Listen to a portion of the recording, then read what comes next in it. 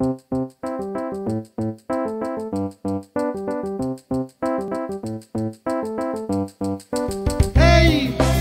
mi sono comprato un orologio, mica di quelli normali, un gioiellino di lusso, con le lancette spaziali e la cinghietta d'oro.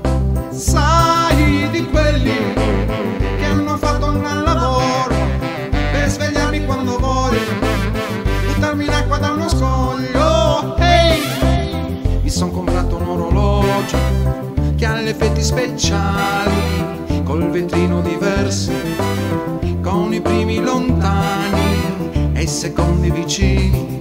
Sai, di quelli che può fare anche casino, perché comunque è lo stesso, quando una cosa è di successo, l'unica certezza che hai è che il tempo passa e non si ferma mai.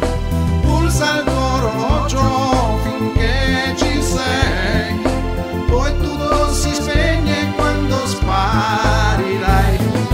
Pensa a dargli corda finché puoi, tanto poi si ferma quando non puoi. E come farai a capire perché l'ora è sempre esatta anche senza di te? E come farai a capire perché l'ora è sempre esatta anche senza te?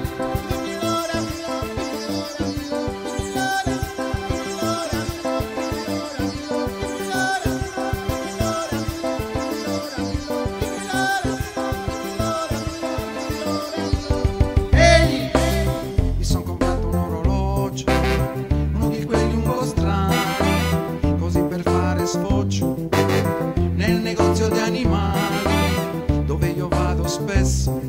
Sai, di quelli che se te lo metti addosso, quando te ne vai a spasso, puoi passare anche col rosso. Ehi, mi si è fermato l'orologio senza darmi segnali, ci sono rimasto di cazzo, mi sono rimaste le cambiali e chi le paga adesso?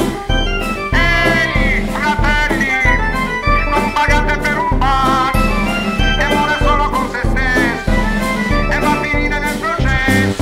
L'unica certezza che hai, te la leghi al polso e non la togli mai.